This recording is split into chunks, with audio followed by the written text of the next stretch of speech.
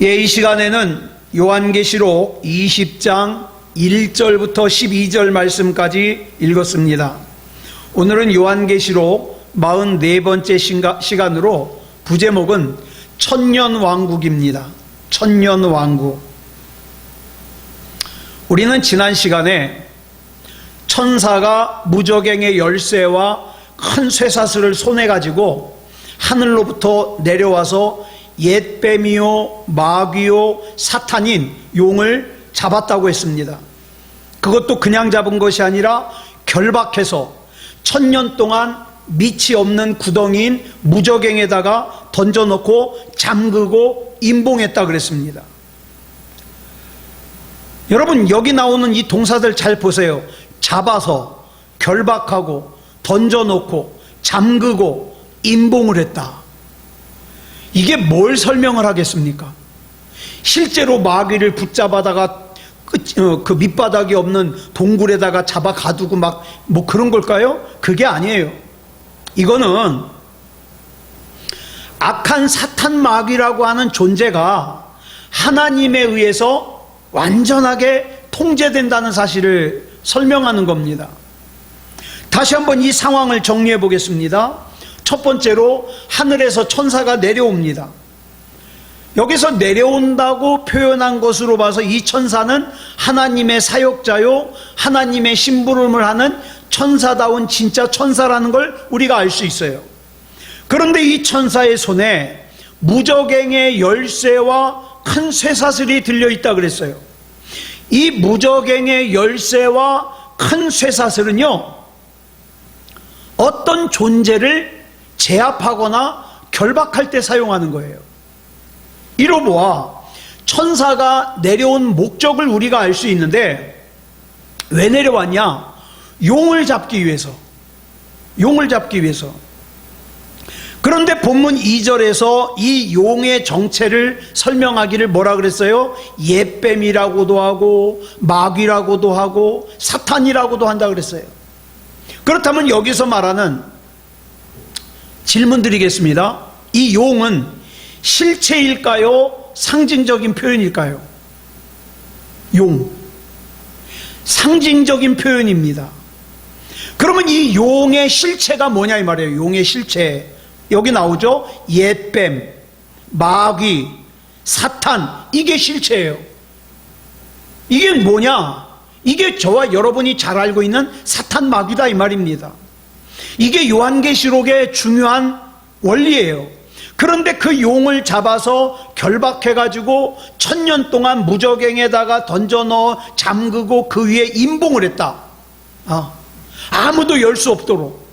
그렇다면 여기서 이제 중요한 것이, 우리 앞에서 말씀드렸죠. 요한계시록 20장은 뭘 설명하고 있느냐? 천년왕국을 설명하고 있어요.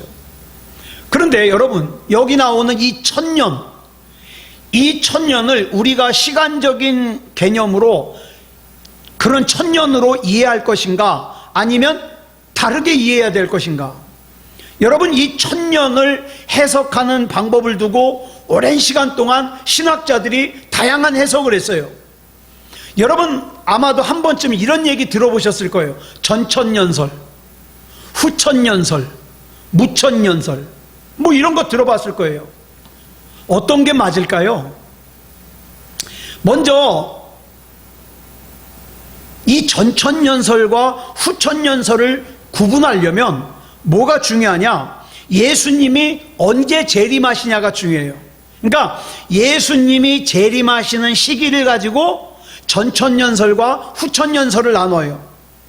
자, 예수님께서 재림을 하시고 난 뒤에, 여기 보면 화살표가 있죠. 예수님이 재림하시고 난 뒤에 천년왕국이 시작된다. 그러니까 천년왕국 앞에 예수님이 재림하신다. 이걸 뭐라 그러냐? 전천년설이라 그래요. 그러면 후천년설은 뭐겠어요? 천년왕국 끝나고 뒤에 예수님이 재림하신다. 이게 후천년설이에요. 그럼 무천년설은 뭐냐? 무천년설은 이거예요. 이미 신약시대부터 우리는 이 천년왕국을 살고 있다는 거예요. 이미 우리가. 이게 무천년설이에요. 그런데 여러분, 전천연설 가운데 세대주의적 전천연설이라는 게 있어요. 이건 뭐가 다르냐? 이건 천년왕국 앞에 예수님이 재림을 하시는데 그 앞에 뭐가 있느냐? 7년 대환란이 있고 그 앞에 뭐가 있느냐? 예수님이 공중혼인잔치로 재림하셔요. 1차 재림. 그래서 공중에서 사람들을 갖다가 어떻게 해요? 불러요. 구원받은 사람들을 불러요. 그걸 우리가 뭐라 그래요? 휴거라 그러죠. 그래서 공중에서 혼인잔치를 한 다음에 예수님과 함께 이 땅에 재림을 해요. 우리가 같이 이걸 갖다가 이 휴거가 들어있는 전천연설을 뭐라고 부르냐? 세대주의적 전천연설이라 그래요. 자, 우리가 앞에서 숫자를 배울 때 천이라는 유대인들의 사상에서 천이라는 숫자는 무슨 뜻을 가진다 그랬냐면 많다는 뜻을 가진다 그랬어요. 많다. 그래서 이 천년이라는 것은 숫자적으로 1, 2, 3, 4, 5, 6, 7, 8 해서 천년을 얘기한다기보다는 뭐라고 봐야 되냐? 오랜 시간으로 표현해요. 자, 그렇다면 문제는 예수님의 재림인데 1000년 동안 용을 무저갱에 가두는 것으로 보고 천년왕국 전에 예수님께서 재림하신다고 이렇게 보는 거예요. 그러니까 이런 거죠. 천년왕국 전에 예수님께서 재림하셔서 사탄 마귀를 무저갱에 가두고 그 다음에 천년왕국이 시작된다. 이렇게 보는 것이 뭐라 그랬어요? 전천연설이라 그랬어요. 근데 그 중에서도 또 예수님이 재림하시기 전에 먼저 구원받은 사람들을 불러 올리시는 걸 뭐라 그래요? 휴거라 그런다 그랬죠. 이 휴거가 들어있는 것을 뭐라 그래요? 세대주의적 전천연설이라 그래요. 근데 저는 휴거될 걸 믿습니다. 그렇기 때문에 저는 세대주의적 전천연설을 지지합니다. 그런데 여기서 진짜 중요한 것은 전천연설이 맞느냐, 후천연설이 맞느냐, 무천연설이 맞느냐, 이게 아니에요. 여러분, 나는 세대주의적 전천연설을 믿는데 저기 어떤 사람은 아니야, 무천연설이 맞아, 우리가 지금 천년왕국을 살고 있어. 그러면 그 사람이 이단이라고 그럴까요? 아니요. 여러분, 이거 가지고 전천연설을 믿느냐, 후천연설을 믿느냐, 무천연설을 믿느냐 가지고 너는 이단이야, 아니야, 그렇게 판단하는 거 아니에요. 이건 그 기준이 되질 못해요. 그러니까 내가 전천연설을 믿든지 후천연설을 믿든지 무천연설을 믿든지 세대주의적 전천연설을 믿든지 내 생각과 다르다고 이단이라고 하면 안 돼요. 더 중요한 의미가 이 속에 담겨져 있다고요. 자, 본문 3절 보겠습니다. 시작. 무저갱에 던져 넣어 잠그고 그 위에 임봉하여 천년이 차도록 다시는 만국을 미혹하지 못하게 하였는데 그 후에는 반드시 잠깐 놓이리라. 여기서 무저갱에 가두었다는 것은 진짜 어떤 구덩이에 가두었다는 뜻이 아니라 하나님을 이길 수 없는 상태로 하나님께서 하나님의 통제 아래 두었다는 거예요. 우리가 흔히 여러분 깊은 절망에 빠졌다는 걸 뭐라 그래요? 뭐라고 표현해요? 절망에 늪에 빠졌다 그러죠? 그럼 진짜 늪에 빠진 거예요? 아니요. 그만큼 내가 깊이 절망하고 있다는 뜻 아니에요? 마찬가지예요, 여러분. 여기서 무저갱에 던져놓고 잠그고 임봉했다는 것은 하나님께서 완전하게 제압했다는 거예요. 자기 마음대로 못 움직여요. 하나님이 허락해 주시는 것만 할 수 있어요. 그런데 여러분, 이게 중요해요. 본문 3절 끝에 나온 그 후에는 반드시 놓이리라. 그러니까 이 천년왕국 끝에 이 사탄 마귀가 잠깐 놓여요. 왜 잠깐 놓일까요? 여러분, 모든 존재는 멸망하기 바로 직전에 어떻게 해요?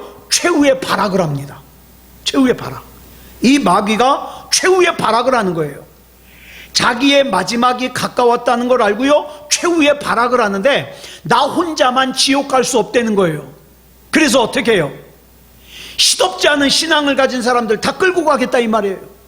심지어는 예수 잘 믿는다고 착각하던 사람까지, 그래? 너 이래도 믿을 수 있겠어? 끌고 간다 이 말이에요. 그 한 예가 바로 오늘 우리가 겪고 있는 이 코로나19예요. 여러분, 사람들은 생각해요. 아, 나는 예수님 믿어. 나 하나님 믿어. 나는 어떤 상황에서도 나는 신앙을 꺾지 않을 거야. 아, 그랬는데 코로나19가 오니까 제일 앞장서 가지고 어떻게 해요? 교회 모여서 예배 드리면 안 된다. 마트에는 가도 되지만 교회는 예배 드리러 가면 안 된다. 백화점은 가도 되지만 교회는 예배 드리러 가면 안 된다. 제일 먼저 큰 소리 쳐요. 그리고 어떡합니까? 교회 가는 사람 이상한 눈으로 쳐다봐요. 저건 반역자 같아. 온 세상에 코로나19를 전염시키는 사람 같아. 이상한 눈으로 봐요. 누가? 믿음이 있다고 생각했던 자기가. 근데 여러분 보세요. 자기가 지금 사탄 마귀에게 붙잡혀 있다는 걸 몰라요. 모르니까 그러고 사는 거죠. 사탄 마귀가 최후의 발악을 하는 거예요. 최후의 발악을. 예. 자, 본문 4절 보겠습니다. 시작. 또 내가 보좌들을 보니 거기에 앉은 자들이 있어 심판하는 권세를 받았더라. 또 내가 보니 예수를 증언함과 하나님의 말씀 때문에 목배임을 당한 자들의 영혼들과 또 짐승과 그의 우상에게 경배하지 아니하고 그들의 이마와 손에 그의 표를 받지 아니하는 자들이 살아서 그리스도와 더불어 1000년 동안 왕노릇하니. 잘 보세요. 이 순서를 잘 보세요. 이 말씀은 예수님의 재림과 함께 펼쳐지는, 우리가 흔히 얘기하는 천년왕국이에요. 살아생전에 예수님을 증언하다가 하나님의 말씀을 증거하다가 나는 우상을 섬길 수 없어 그러면서 짐승과 우상에게 경배하지 않는 일 때문에, 또 내 이마와 손에 짐승의 표를 받지 않는 것 때문에 어떻게 해요? 핍박을 당하고 죽임을 당하고 순교를 당했던 사람들이 어떻게 해요? 첫 번째로 부활하는 거예요. 예? 여러분, 한 가지 질문할게요. 우리가 휴거될 때 죽었던 사람이 먼저 휴거될까요? 살아있는 사람이 먼저 휴거될까요? 누가 먼저 휴거될까요? 죽었던 사람들이 먼저 휴거돼요. 무덤이 갈라지고, 예? 믿음다운 믿음을 가졌던 사람들이 먼저 휴거되고 그 다음에 살아있는 사람들이 휴거가 돼요. 자, 그런데 보세요. 내가 예수님을 증언하는 일 때문에, 내가 하나님의 말씀을 증언하는 일 때문에 핍박을 당해요. 억울한 일을 당해요. 심지어는 순교까지 당해요. 이 사람들이 부활해서 예수님과 함께 1000년 동안 왕노릇한다는 거예요. 그런데 여러분 잘 아시는 데살로니가전서 4장 16절부터 17절을 보면 예수님께서 재림하실 때의 광경을 자세하게 설명하고 있어요. 같이 읽겠습니다. 시작.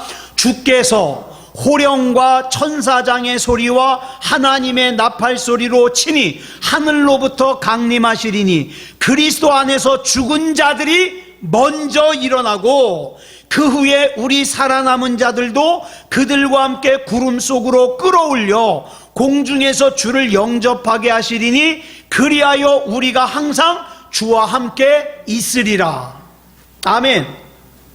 여기 보면 예수님께서 재림하시는 나팔 소리가 나면 첫 번째로 누가 일어나느냐? 그리스도 안에서 죽은 자들이 먼저 일어나요. 다시 말해서 예수 그리스도를 구주로 영접하고 또 예수 그리스도를 영접하고 그 다음에 복음을 전하고 하나님의 말씀을 전하는 것 때문에 핍박을 당하고 죽임을 당했던 사람들이 먼저 일어나서 휴거가 되고 그 다음에 살아남은 믿음의 사람들도 휴거가 된다 이 말이에요. 그리고 공중에서 신랑 되신 예수님을 영접하고 난 후에 세상에서 예수님과 함께 1000년 동안 왕노릇을 한다.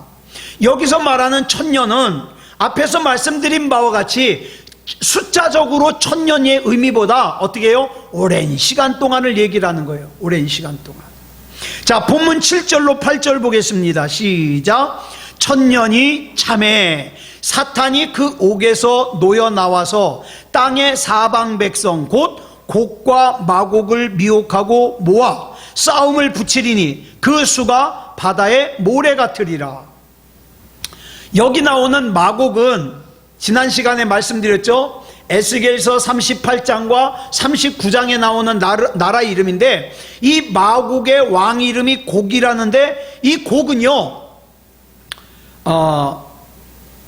어떤 사람들은 그런다 그랬죠. 막 로스, 그 다음에 뭐 해가지고 모스크바, 러시아를 뜻한다 그러는데, 그런 뜻이 아니라 성경에서 곡과 마곡은요 하나님의 백성을 괴롭히는 존재를 상징해요. 하나님의 백성을 괴롭히는 존재. 그러면 여기 나오는 천년이 참회는 무슨 뜻일까요? 천년이 참회. 여기 나오는 천년이 참회로 해석된 이 번역을 보면 천년이 끝남에 이렇게 번역이 돼요. 이 말은 이제 사탄 마귀가 완전히 결박당해가지고 영원한 지옥 형벌에 들어가야 될 때가 다 찼다는 뜻이기도 해요. 자, 본문 10절 보겠습니다. 시작. 또 그들을 미혹하는 마귀가 불과 유황못에 던져지니 거기는 그 짐승과 거짓 선지자도 있어 세세토록 밤낮 괴로움을 받으리라. 이게 최종적인 결과예요. 이게 최종적인 결과예요. 이제 그 다음에는 어떤 사건이 나오냐? 여러분이 잘 알고 있는 백보좌 심판이라는 것이 나와요. 여러분, 살아생전에 내가 행했던 모든 일들이 나는 까먹을지 모르지만 하나님은 까먹지 않아요.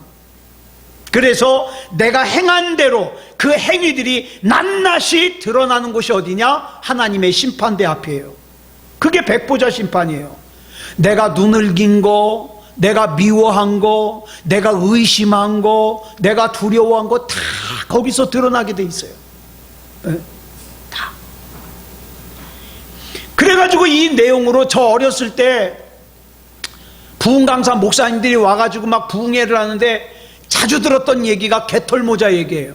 뭐냐면 별로 하나님의 영광을 위해서 하는 일 없이 어떻게 하다가 턱걸이로 천국 간 사람들은 개털모자 씌워준다고.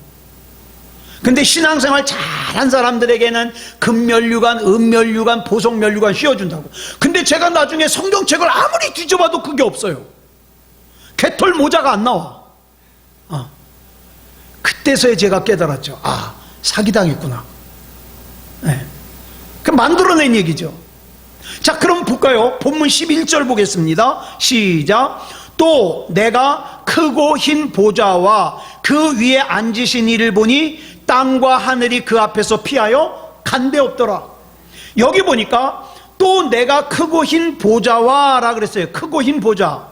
이건 당시 로마라는 이 제국을 이해를 해야 돼요. 뭐냐면 여러분, 성경에 나오는 색깔마다 다 뜻하는 의미가 있어요. 이 중에 흰색은 뭘 뜻하느냐? 하나님의 정의를 뜻해요. 하나님의 정의. 그래서 이걸 갖다가 공의라고도 하고 거룩이라고도 하고 성결이라고도 해요. 자, 그리고 이제 보좌라는 이름이 나와요. 근데 이 보좌의 색깔이 흰색이에요. 그래서 이 보좌는 뭘 뜻하느냐? 하나님의 정의를 판결하는 흰색의 보좌예요. 의자예요. 그래서 이걸 갖다가 뭐라고 불러요? 백보좌라고 불러요. 여러분, 이 당시에는 이 세상의 중심이 로마라고 생각했어요. 그리고 로마의 중심은 로마의 황제가 앉아있는 보좌예요. 그러니까 본문에 나오는 보좌는 로마 황제의 보좌를 염두에 두고 하는 말이에요. 이 당시 로마 황제가 앉아있는 이 의자, 이 보좌는요, 세 가지를 상징해요. 뭐냐? 첫째로 모든 심판은 이 로마 황제의 보좌로부터 나온다. 둘째로 모든 통치는 이 로마 황제의 보좌로부터 나온다. 셋째로 모든 세상의 영광은 이 로마 황제의 보좌로 향한다. 이 세 가지. 그런데 유독 요한계시록에 이 보좌 얘기가 많이 나오는데, 이유는 이 당시 사람들이 알고 있는 것처럼 로마가 세상의 중심도 아니고 또 로마의 중심이라고 하는 로마 황제의 보좌는 더더욱 중심이 아니라는 거예요. 신앙 고백을 하는 거죠. 진짜 중심은 하나님의 보좌다. 그리고 그 하나님의 보좌로부터 진짜 심판이 나오고 하나님의 보좌로부터 진짜 통치가 펼쳐지고 모든 영광은 하나님의 보좌로 향한다. 이걸 신앙 고백하는 거예요. 여러분, 우리가 요한계시록을 살피면서 여러 번 언급했던 이사야 6장에 보면은 6장 1절을 뭐라고 시작해요? 줄친 것만 시작. 우시야 왕이 죽던 해에. 자, 52년간 유다의 왕으로서 아주 절대 권력을 가지고 부강한 나라를 만들었던 이 우시야 왕이 말년에 교만해가지고 제사장만 할 수 있는 분향을 갖다가 제단에 향을 갖다가 피우는 걸 갖다가 자기가 하겠다고, 야 나는 왕인데 내가 왜 그걸 못하냐고 억지로 그걸 하려다가 어떻게 해요? 하나님 앞에 저주를 받아서 나병에 걸렸어요. 나병에, 문둥병에. 그래가지고 별궁에 가서 아주 쓸쓸하게 최후를 맞게 되죠. 이 우시야 왕이 죽었을 때 세상 사람들은 이렇게 생각했어요. 야, 우리를 그렇게 잘 이끌어주던 우시야 왕이 죽었으니까 이제 이 세상은 끝났다. 그때 하나님께서 이사야 선지자에게 보여주신 첫 번째 환상이 뭐냐? 하나님이 앉아 계시는 백보좌예요. 하나님이 앉아 계신 백보좌. 그런데 이 백보좌를 지금 누구에게 보여주고 있어요? 반모성에서 유배 중에 있는 사도 요한에게 보여주시는 거예요. 그러면 지금 이 사도 요한이 보는 백보좌는 뭡니까? 이사야 선지자가 봤던 그 백보좌예요. 이사야 선지자가 보았던 그 백보좌에 하나님께서 앉아 계셔요. 그런데 하나님이 앉아 계신 하나님의 옷자락이 성전에 가득 찼다 그랬어요. 이건 무슨 뜻이냐? 우시야 왕이 죽고 난 다음에 세상 사람들은 이제 다 끝났다고 낙심해요. 걱정해요. 믿음이 없는 말을 해요. 야, 이제는 살 수 없을 거야. 믿음이 없는 말을 해요. 그런데 하나님께서 하나님의 백보좌와 하나님의 옷자락이 성전에 가득 차 있는 것을 이사야 선지자에게 보여주시는 의미가 뭐겠습니까? 아니다, 이사야야. 예? 진짜 통치는 우시야 왕의 그 의자에서 나오는 게 아니라 하나님의 백보좌에서 나오는 거다. 이걸 설명하는 거예요. 여러분, 저와 여러분의 인생을 통치하시고 저와 여러분을 끝까지 책임져 주는 것은 저와 여러분이 가지고 있는 은행 통장이 아니에요. 저와 여러분이 움켜쥐고 있는 세상의 재물이 아니에요. 하나님이 나를 통치하셔요. 하나님이 나를 이끌어 주셔요. 저 오늘도 어머님 모시고 경희의료원을 다녀왔는데 이제 4달에 한 번씩 가서 의사 만나고 약을 타오거든요. 저는 참 병원에 갈 때마다 은혜를 받아요. 멀쩡하게 생긴 남성이에요. 제가 볼 때 한 60 좀 넘은 것 같아요. 어? 우리 정기성 목사님처럼 한 저 정도 되셔요. 머리도 희끗희끗 하시고 그랬는데 치매예요. 얘 생긴 거는 참 잘생겼어요. 근데 치매예요. 이 머리가 지금 고장난 거예요. 근데 의사가 이걸 고칠 수가 있나? 고칠 수가 없죠. 세상에서 아무리 내가 잘났다고 큰 소리 쳐도, 세상에서 내가 아무리 힘이 있다고 자랑을 해도 이 머리에 회로가 하나 딱 고장나 버리니까 어떡합니까? 멍하니 자기 데려온 식구를 쫓아다니는 수밖에 없어요. 사랑하는 여러분, 진짜 저와 여러분의 통치자는 하나님이십니다. 예? 그렇기 때문에 저와 여러분은 하나님을 믿음다운 믿음으로 믿어야 돼요. 자, 그런데 보세요. 하나님께서 이사야 선지자에게 백보좌를 보여주실 때, 또 하나님께서 사도 요한에게 백보좌를 보여주실 때 어떤 상황이었어요? 낙심하는 상황이었어요. 염려 걱정하는 상황이었어요. 무기력하고 절망스러울 때였어요. 여러분 성경에 보면은요, 항상 하나님께서는요, 하나님의 사람들이 무기력할 때, 절망스러울 때 하나님을 보여주셔요. 나라는 존재는 하나님이 아니면 안 된다는 것을 깨달을 수 있도록 보여주셔요. 그래서 저와 여러분이 이 세상에 떠돌아다니는 부정적인 뉴스나 부정적인 통계에 영향을 받는 것이 아니라 하나님의 통치와 하나님의 역사에 영향을 받아야 돼요. 하나님은 살아계신다. 하나님은 역사하신다. 내가 그 하나님을 믿고 있는데 내가 어찌 좌절하겠는가, 절망하겠는가? 나사렛 예수 그리스도 이름으로 명하노니 낙심은 물러갈지어다, 좌절은 물러갈지어다. 하나님이 내 편이시고 하나님이 나를 책임지신다. 우리 이렇게 고백할 수 있는 거죠. 나는 약해도. 자, 그러면 이 하나님의 백보자에서 어떤 심판이 있어지느냐? 본문 12절 보겠습니다. 시작. 또 내가 보니 죽은 자들이 큰 자나 작은 자나 그 보좌 앞에 서 있는데 책들이 펴 있고 또 다른 책이 펴졌으니 곧 생명책이라.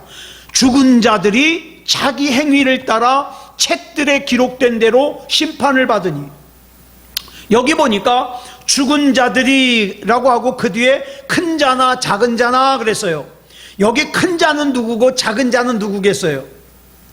별 뜻 없어요. 여러분, 우리가 흔히 모든 사람들 그러면 뭐라 그래요? 남녀노소. 그죠? 그런 뜻이에요. 누구나 가리지 않고. 여러분, 누구나 가리지 않고. 이창원 목사도 집사님도 장로님도 권사님도 누구나 가리지 않고 어떻게 해요? 책이 펴져 있어요. 책이. 그런데 사람들 앞에 책이 펴져 있습니까? 책들이 펴져 있습니까? 책들이라 그랬어요. 책들. 또 그 다음에 보면 또 다른 책이 나와요. 이건 단수예요. 앞에 나오는 책들은 복수고 뒤에 나오는 또 다른 책은 단수예요. 자, 그런데 또 다른 책은 무슨 책이냐? 생명책이에요. 그러니까 또 다른 책이 펴져 있으니 곧 생명책이라. 그죠? 생명책이라. 그리고 그 다음을 보면 죽은 자들이 자기 행위를 따라서 책들에 기록됐다 그랬어요. 책들에. 자, 그러면 우리 이런 생각 한번 해보자고요. 이 말씀대로 우리가 행한 행위들이 다 기록돼 있어요. 내가 눈을 긴 거, 내가 흉본 거, 내가 욕한 거 다 기록돼 있어요. 이 심판에서 비껴갈 수 있는 사람이 있겠습니까? 없죠. 여러분은 몰라요. 여러분은 정말 선한 눈빛으로 나는 상관없는데 그러고 보면 뭐 여러분은 아닐 수 있어요. 저는 기해요. 저는 비껴갈 수가 없어요. 그럼 어떡하죠? 여기서 비껴갈 수 없으면? 성경에 기록될 정도라면 심판이 있어요, 없어요? 심판은 반드시 있어요. 그래서 우리는 여기 나오는 자기 행위를 따라, 이게 중요한 거예요. 자기 행위를 따라. 그럼 이 자기 행위를 따라에 대해서 예수님은 뭐라고 말씀하셨는가? 마태복음 7장 15절로 18절 보겠습니다. 시작. 이 거짓 선지자들을 삼가라. 양의 옷을 입고 너희에게 나오나 속에는 노략질하는 일이라. 그들의 열매로 그들을 알지니 가시나무에서 포도를 또는 엉겅퀴에서 무화과를 따겠느냐. 이와 같이 좋은 나무마다 아름다운 열매를 맺고 못된 나무가 나쁜 열매를 맺나니 좋은 나무가 나쁜 열매를 맺을 수 없고 못된 나무가 아름다운 열매를 맺을 수 없느니라. 저는 잘 모르지만 농사 짓는 분들이 그러는데 진짜인가 한번 들어보세요. 사과나무하고 배나무하고 되게 비슷하대요. 그래서 열매가 없으면 얘가 사과나무인지 배나무인지 잘 구분이 안 간대요. 근데 얘가 사과나무인지 배나무인지 알 수 있는 방법이 있대요. 뭘까요? 예? 나중에 열매 맺은 거 보면 돼요. 배가 맺혔으면 배나무고 사과를 맺었으면 사과나무예요. 사과나무. 자, 우리는 원래 죽을 수밖에 없는 돌감람나무라 그랬죠. 우리 로마서 공부할 때 돌감람나무라 그랬는데 참 감람나무이신 예수님께 접붙여졌어요. 여러분, 우리가 돌감람나무라는 건 뭐냐면 이런 뜻이에요. 우리는 죽어서 지옥에 갈 수밖에 없는 못된 나무예요. 내가 한 일이라고는 뭡니까? 남 흉보고 못된 짓 한 거밖에 없어요. 그런데 우리가 하나님의 은혜로 예수님이라고 하는 나무에 접붙여졌어요. 그래서 우리가 좋은 열매를 맺는 좋은 나무가 됐어요. 그래서 우리 뭐라 그랬어요? 아버지는 포도원 농부이시고 예수님은 참포도나무이시고 나는 그 참포도나무에 붙어있는 가지라 그랬어요. 그러니까 접붙여진 가지인 우리는 참포도나무이신 예수님께 잘 붙어있기만 하면 아름다운 열매를 맺을 수 있어요. 성경이 이걸 설명하는 거예요. 여러분, 핵심이 좋은 열매를 맺는 것에 있지 않아요. 여러분, 내가 따로 떨어져서 내가 좋은 열매를 맺으면 얼마나 좋은 열매를 맺겠어요? 내가 핵심은요, 그 열매를 보고 얘가 참 포도나무이신 예수님께 잘 붙어 있는가 없는가 이걸 판단한다 이 말이에요. 다시 말해서 참 포도나무이신 예수님께 잘 붙어 있는 사람은 말하는 게 달라요. 생각하는 게 달라요. 예배 드리는 게 달라요. 기도하는 게 달라요. 그런데 예수님과 떨어져 있는 가지는 제 딴에는 아무리 잘한다고 용 써도 그것이에요. 그러니까 우리는 좋은 열매를 맺는 걸 신경 쓸 것이 아니라 뭘 신경 써야 돼요? 예수님께 붙어 있는 걸 신경 써야 돼요. 아침에 일어나서 예수님 먼저 부르고, 그렇죠? 매사에 예수님 부르고 예수님과 대화하고 예수님께 붙어 있어야 된다 이 말이에요. 그래서 예수님께 잘 붙어 있는 사람은 예배를 강조하지 않아도 예배를 중요하게 여겨요. 예수님께 붙어 있는 사람은 기도를 강조하지 않아도 기도를 중요하게 여겨요. 예수님께 붙어 있는 사람은 헌금 강요 안 해도 헌금해요. 예수님께 붙어 있는 사람은 전도를 강조하지 않아도 전도합니다. 그러나 예수님께 잘 붙어 있지 않으면요, 강조해도 안 해요. 핑계만 대지 안 해요. 안 해. 그래서 다시 돌려서 얘기를 하면, 내가 지금 예수님께 잘 접붙어 있는 좋은 나무인지 그렇지 않으면 못된 나무인지 알아보는 방법이 뭐예요? 열매예요. 그 열매를 지금 내가 어떤 열매를 맺고 있느냐, 나는 내 사랑하는 가족들 앞에서 어떤 열매를 지금 맺고 있느냐, 내 사랑은 나를 가장 가까이에서 보고 있는 이 가족이 나를 볼 때 내가 지금 예수님과 접붙어 있다는 것을, 예수님과 접붙어 있어서 열매를 맺고 있다는 것을 인정하느냐, 이게 중요한 거죠. 아무리 남들한테 가서 잘해봤자 내 가장 가까이에 있는 사람이 인정을 안 하면 아닌 거예요. 아닌 거예요. 그래서 이 열매, 내가 정말 예수님께 잘 붙어 있는가 그렇지 않은가, 그 자기 행위에 따라서 어떻게 된다? 심판을 받는다. 그러니까 여러분, 이런 거예요. 아무리 내 주변 사람들이 이창원 목사는 참 믿음이 좋은 것 같아, 아무리 그래봤자 하나님 보시기에 내가 예수님과 접붙어 있는 것이 검증되지 않으면 나는 못된 나무다, 구원 못 받는다. 아무리 내가 20년 30년 교회를 다녔고 우리 집안이 3대 4대 5대 신앙생활을 했어도 내가 예수님과 접붙어 있지 않으면 가짜다. 가짜. 이걸 지금 말씀하는 거예요. 이걸 판가름하는 재판장이 뭐라고요? 백보자 심판. 그래서 하나님 앞에서 마지막으로 우리가 재판받을 때, 이창원, 너 분명히 예수와 접붙어 있느냐? 이게 검증이 되면 나는 구원받고 천국 가지만, 내가 아무리 목사를 했고 예수 이름으로 귀신을 쫓아냈고 좋은 일 많이 했어도, 우리 집안이 대대로 교회를 다녔어도 내가 예수님과 접붙어 있지 않고 떨어져 있으면 끝.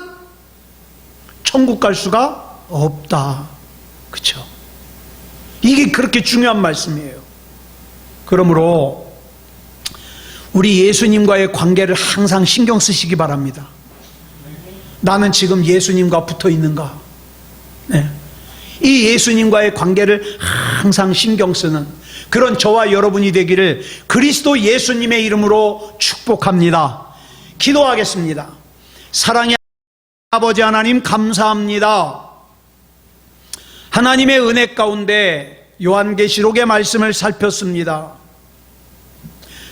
여러 가지 얘기들이 나옵니다. 때로는 잘 이해하기 힘든 내용도 나옵니다. 그러나 진짜 중요한 것은 이해하기 어려운 것을 내가 억지로 풀고 이해하는 것이 아니라 분명하고 확실하게 나온 것, 좋은 열매를 맺어야 되겠습니다. 내가 예수님과 반드시 붙어 있어야 되겠습니다. 그래서 내가 예수님과 붙어 있는 사람으로서 맞는 말을 하고, 예수님과 붙어 있는 사람으로서 맞는 행동을 하고, 예수님과 붙어 있는 사람으로서 맞는 생각을 해야 되겠습니다. 지켜주시고 인도해 주시옵소서. 하나님께서 인정하시는 믿음다운 믿음이 되게 하여 주시옵소서. 모든 것을 우리 주님 앞에 맡겨드리오며 그리스도 예수님의 이름으로 간절히 기도드려 싸움나이다. 아멘.